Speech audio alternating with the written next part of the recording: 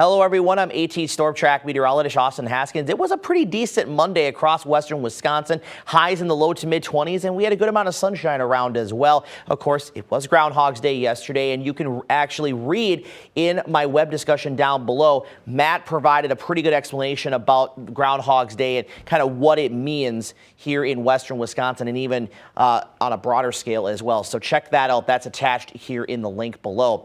But we are tracking today seasonably cold conditions. It will be a little bit cooler than it was on our Monday, but we're still looking at highs in the 30s for Thursday and Friday.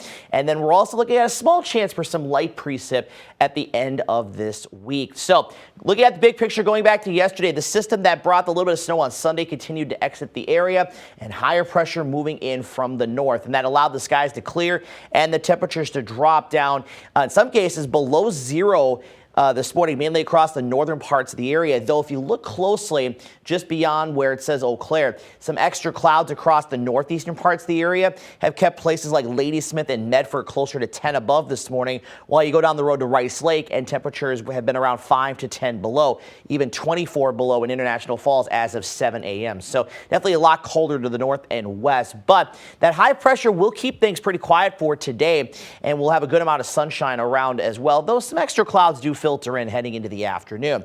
Now, that high pressure is actually going to keep this system from the west approaching our area. It'll actually fizzle out tonight into tomorrow morning, but we will get some extra clouds from it. There could be a few flurries associated with it as well, but not really expecting much out of that. And then we'll have a mix of sun and clouds for a good portion of the day Wednesday, turning cloudy late in the day ahead of the next clipper that comes in here tomorrow night into Thursday. And if you watch closely here, you'll see kind of the southwestern part of this main band extend into our area. So we will see a little bit of snow move through here overnight into early Thursday morning. So that could lead to a few slick spots for that Thursday morning commute. That'll move out of here. We'll stay cloudy the rest of the day. The warm front will actually, along with a ridge in the jet stream building, will allow temperatures to go above freezing, and will stay pretty warm Thursday night to Friday morning. But then this cold front will come through. Out ahead of it, we could have another round of some light precipitation, and with the warmer temperatures, that could be in the form of either light snow, light rain, or even a light wintry mix. So something that we'll monitor closely as we get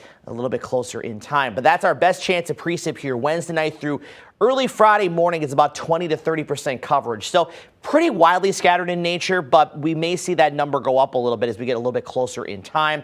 And then just a very low chance Saturday, Sunday, and into Monday of next week. So early projections for how much snow we're looking out of this is not looking anything impressive. Now, the North American model, the GEM, and the GFS are all showing nothing, while the European is up to about an inch or so, and then the graph model is only at a couple tenths of an inch. So those that do see snow out of this is not expected to see more than a half inch to an inch, at least as of right now. Then that could change here as we get a little bit closer in time, but this does not look to be really a moderate even snow accumulating event. It'll be very light, just like what we had back on Sunday.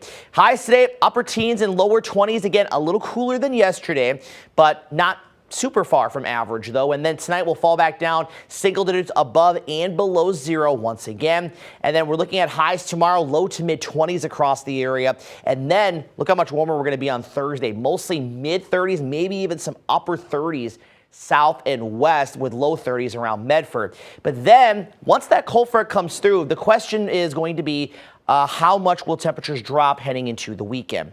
So looking at the upper level pattern here, and again, you can see that ridge building out to the west with the trough extending over to the east and down into the southern states. But watch up to the north and east here. Another push of some pretty cold air is going to move into the northeastern states heading into the weekend. But the question is how far south that will end up going, but also how far to the west or to the east will that trough end up being located, because that will actually play a role in how warm we end up getting over the weekend. The American GFS has been trending kind of further to the west, hinting at temperatures maybe only being in the teens, especially on Saturday, and maybe lower 20s on Sunday. The European's been a little bit further to the east, and thus being a little bit warmer overall. So we'll continue to kind of watch the trends on that. But then as we go into early next week, that ridge kind of moves and expands a little bit further to the east, so we will finally be warming things back up into the 30s. So you can see the mid-30s Thursday and Friday, down to 6 Friday night, 25 Saturday, 29 Sunday, and then back above freezing again early next week.